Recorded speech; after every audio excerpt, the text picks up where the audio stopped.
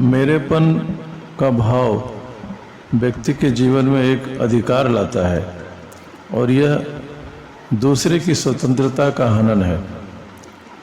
ध्यान रहे, अधिकतर लोग ममता और प्रेम को एक ही मान लेते हैं। प्रेम और ममता बड़े विपरीत शब्द हैं।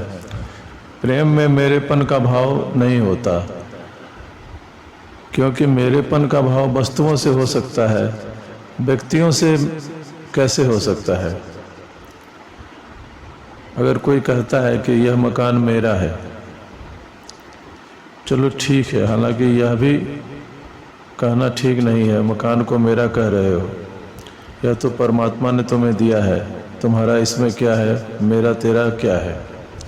लेकिन चलो माफ़ कर दें इस आदमी को कि मकान को मेरा कहे, लेकिन पत्नी को मेरा कहे, यह तो ज्यादती हो गई। यह तो माफ़ नहीं की जा सकती, क्योंकि पत्नी कोई वस्तु तो है नहीं। पत्नी तो एक आत्मा है। वह कोई कुर्सी टेबल या मकान तो नहीं है, कोई फर्नीचर तो नहीं है कि तुम कहो कि मेरा है और लेबल लगा दो। पत्नी के पास अपना व्यक्तित्व है, तो तुम कैसे कर सकते हो। और अगर जब तुमने मेरा कहा तो तब तो यह व्यक्तित्व मर जाता है और वह वस्तु हो जाती है। बेटे को भी बेटी को भी अपने बच्चे को मेरा कैसे कह सकते हो, यह तो परमात्मा की रचना है। मकान शायद तुमने ईंट पत्थर जोड़कर बनाया हो, फर्नीचर भी शायद तुम खरीद कर लाए हो, लेकिन बच्चे को तो तुमने बनाया भी नहीं है। तुम ज़्यादा से ज़्यादा परमात्मा के हाथ में निमित्त मात्र थे। बच्चा परमात्मा ने बनाया है, तुम बनाने वाले कौन। बच्चे को तो मेरा कह ही नहीं सकते, यह तो बड़ा अपमानजनक है। और मनोवैज्ञानिक भी इस बात से राजी होते हैं कि बच्चे के प्रति सम्मान करो, ममता का भाव न रखो, सम्मान का भाव रखो। बच्चा परमात्मा के यहाँ से आया है, यह परमात्मा की भेंट है। यही आदर अपनी पत्नी के प्रति भी रखो और अपने पति के प्रति भी। व्यक्ति व्यक्ति के बीच आदर का संबंध होना चाहिए, और जहाँ आदर है वहाँ प्रेम है, और जहाँ प्रेम है वहाँ आदर है। जहाँ आदर है वहाँ स्वतंत्रता है, और जहाँ स्वतंत्रता है वहाँ प्रेम है। जहाँ तुमने मेरेपन की बात उठाई वहीं स्वतंत्रता मर जाती है। तुमने फांसी लगा दी, तुमने कहा यह मेरा बच्चा है, मैं जो चाहूँ करूँगा, इसे जैसे चाहे बनाऊँगा। तुम बच्चे की जान ले रहे हो, तुम बच्चे के चारों तरफ फांसी का फंदा कस रहे हो। तुम कहते हो मैं हिंदू हूँ, इसको हिंदू बनाऊँगा। यह अपमानजनक है। तुम कौन हो निर्णायक। तुम्हें किसने हक दिया तुम इसे हिंदू बनाओ या किसी धर्म के बनाओ। तुम्हें किसने हक दिया तुम इसे आचरण दो। तुम ज़्यादा से ज़्यादा प्रेम दो और स्वतंत्रता दो। आचरण इसका खुद जन्मेगा। इसे सब जगह ले जाओ, इसे सब तरह से पहचान करवा दो, फिर देखो कि यह किस धर्म को अपनाता है। इसे स्वतंत्रता दो, यह जो चुनना चाहे वह चुन ले। तुम कौन हो कि इसका धर्म चुनो। बच्चे की स्वतंत्रता में बाधक बिल्कुल न बनो। तुम इसके प्रेम को मुक्ति दो।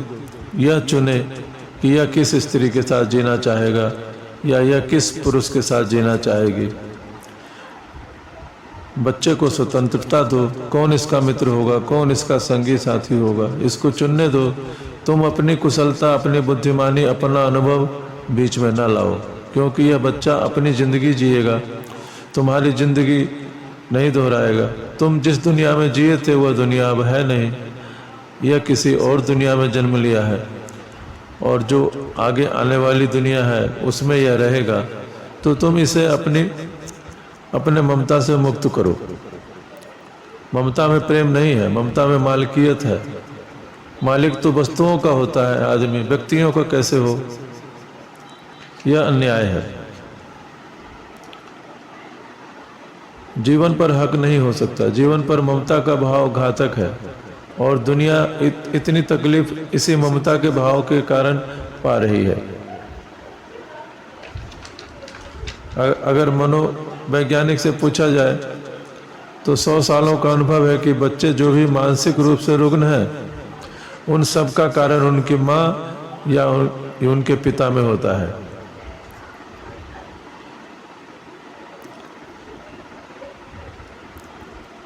अगर बच्चे की ज़्यादा चिंता हो रही है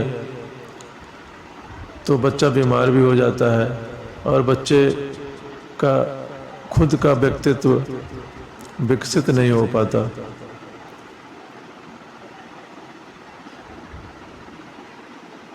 या बच्चे के प्रति प्रेम करो, ममता न करो। ममता अपने अहंकार का आरोपण है। यह मेरा बच्चा है, इस बच्चे को दुनिया में सबसे श्रेष्ठ बच्चा होना चाहिए। यह भी क्या पागलपन है? तुम्हारा होने से क्या इसने कोई कसूर किया है? यह मेरा बच्चा है, इसको कक्षा में प्रथम आना चाहिए। क्यों? दूसरे के बच्चे भी तो हैं। तुम्हारे ही बच्चे का क्या अपराध है कि वह प्रथम आए? और प्रथम आने में तुम सोचते हो कि बच्चे से तुम्हें प्रेम है, तो तुम गलती में हो। यह सिर्फ तुम्हारा अहंकार है।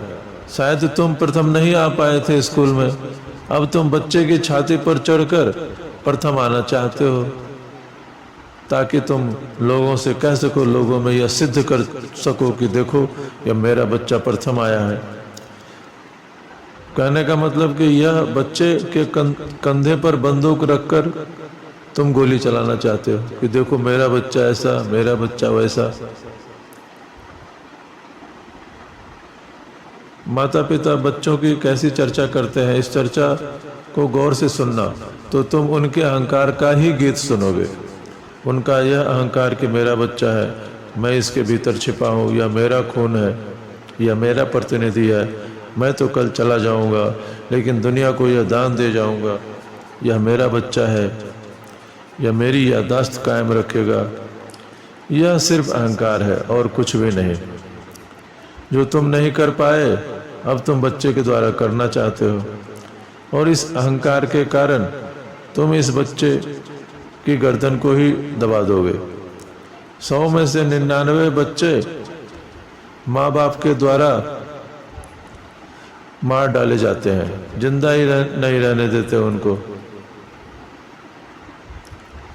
बच्चे के इनर शक्ति को छीन कर देते हैं उनके माँ बाप। न तो बच्चे को अपनी अनुभूति से चलने देते हैं, न बच्चे को अपनी स्वतंत्रता चुनने देते हैं।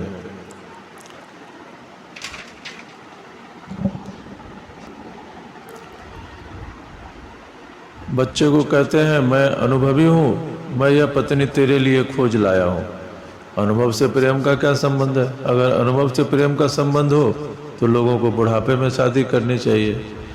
प्रेम की तरंग अनुभव में नहीं उठती, प्रेम की तरंग तो युवा मन में उठती है, अनुभवहीन मन में उठती है। प्रेम का तो विस्तार ही अनुभवहीनता में होता है। प्रेम तो एक तरह का पागलपन है। जब तुम बहुत अनुभवी हो जाते हो तो फिर प्रेम की तरंगें नहीं उठती, अनुभव ही मार डालता है इस तरंग को। क्योंकि जब तुम अनुभव से सोचते हो तो तुम कुछ और बातें सोचते हो। अनुभवी पिता यह सोचता है कि लड़की का परिवार कैसा है या लड़के का परिवार कैसा है, धन दौलत, प्रतिष्ठा, शिक्षा, ये सब बातें सोची जाती है। इनका प्रेम से क्या लेना देना? कभी तुमने सुना है कि कोई आदमी किसी एमए की डिग्री पाकर प्रेम में पड़ गया हो, या किसी को गोल्ड मेडल मिला हो इसलिए वह प्रेम में पड़ गया हो? प्रेम से इसका क्या संबंध? गोल्ड मेडल और प्रेम बिल्कुल ही अतार्किक बातें हैं।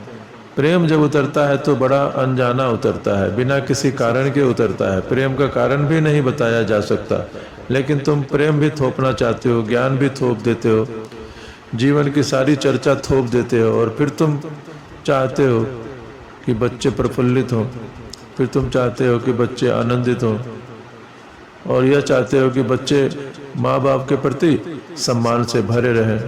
असंभव है। तुमने ऐसा कुछ भी नहीं किया जिसके कारण बच्चों का सम्मान तुम पाओ। ममता प्रेम नहीं है। ममता तुमने जरूर दिखाई है, लेकिन प्रेम तुमने नहीं दिखाया। इसलिए अगर तुम बच्चे की फिक्र कर रहे हो कि यह तुम्हारा है, तो तुम बच्चे की फिक्र कर ही नहीं रहे, तुम अपनी फिक्र कर रहे हो। बच्चा तुम्हारा है इसलिए फिक्र की, तो बच्चे की क्या फिक्र की? बच्चा परमात्मा का है, तुम्हारा क्या है? परमात्मा की भेंट है। परमात्मा ने तुम पर अनुग्रह किया तो तुम्हें प्रसाद मिला, तुम उसके लिए परमात्मा को धन्यवाद दो।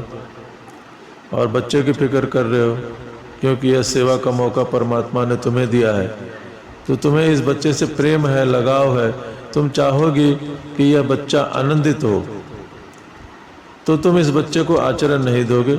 ऊपर से थोपा गया आचरण इसे उदास कर देगा। बच्चे को तुम साहस दोगे कि तू हिम्मत कर।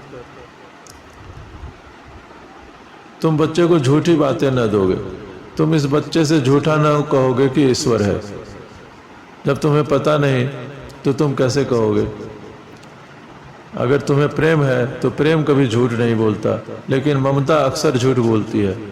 तुम्हें पता नहीं और तुम बच्चे को कहते हो ईश्वर है। अगर बच्चा प्रश्न उठाए तो तुम बच्चे को उसका मुंह बंद कर देते हो। तुम कहते हो ये बातें जरा कठिन है, तेरी अभी समझ में नहीं आएंगी, तुम बड़े हो गए तब तुम्हारी समझ में आएंगी। लेकिन क्या तुम बड़े हो गए तो तुम्हारे समझ में आई? न तो तुम्हें समझ में आई, न तुम्हारे पिता को समझ में आई थी, तो तुम्हारे बच्चे को बड़े होने पर कैसे समझ आएगा? जिंदगी का रहस्य बच्चे को जितना समझ आ सकता है, बड़े को उतना आ ही नहीं सकता। जो बच्चों की भांति सरल है वही प्रभु को समझ पाते हैं। सारी दुनिया के संतों ने कहा है कि बच्चों की भांति सरल हो जाओ तो परमात्मा करीब आ जाता है। अनुभवी के पास परमात्मा नहीं आता है, अनुभवी से परमात्मा डरता है। अनुभवी से परमात्मा बचता है कि यह अनुभवी आ रहा है, भागो। ज्ञानी से परमात्मा डरता है और पंडित से परमात्मा भयभीत होता है।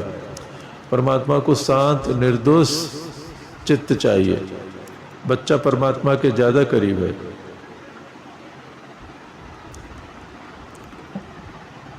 अगर बच्चे को स्वतंत्रता दी जाए, उसके चारों तरफ प्रेम बरसता हो, ममता के जाल फंदे ना हो, तो कोई भी अहंकार उसकी छाती पर नहीं आता।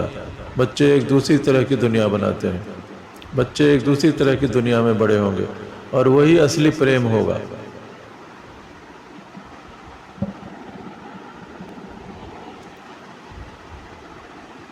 अगर बच्चा एक प्रश्न पूछता है तो तुम जो जानते हो वही जवाब दोगे, और जितना जानते हो उतना ही जवाब देना चाहिए। यही सम्मान है बच्चे के प्रति। ऐसा धोखा कभी न दें कि बड़े होकर तुझे पता चल जाएगा। तुम बच्चे से यह कहोगे, अगर बच्चा पूछता है कि ईश्वर है, तो तुम यह कह सकते हो कि मैं भी खोज रहा हूँ, अभी तक मुझे परमात्मा का पता नहीं चला, तू भी खोज। तू शायद ज्यादा करीब है परमात्मा के, तू अभी अभी आया है परमात्मा के घर से, तू भी ध्यान कर, तू भी प्रार्थना कर, तू भी खोज। अगर तुझे पहले पता चल जाए तो मुझे बताना। तू अभी ज़्यादा निर्दोष है, तू ज़्यादा कपट से नहीं भरा, तर्क से नहीं भरा, अभी तेरी श्रद्धा अखंडित है, अभी तू सरल है, अभी तू संत है। मुझे तो संत होना पड़ेगा, तू तो अभी संत है, तू खोज। यह होगा बच्चे के प्रति सम्मान, यह होगा बच्चे के प्रति प्रेम। अगर पिता ऐसा कर सके, यदि माँ ऐसा कर सके, तो इनके बच्चे कभी भी इनका अपमान न करेंगे। आज दुनिया में यह पीड़ा बहुत है लोगों को कि उनके बच्चे उनका अपमान करते हैं। यह इस बात का प्रतीक है कि तुमने उनका पहले अपमान किया है। यह उसका ही प्रतिशोध है। तुमने बच्चे का जरूर अपमान किया है, तभी वे तुम्हारा अपमान कर रहे हैं।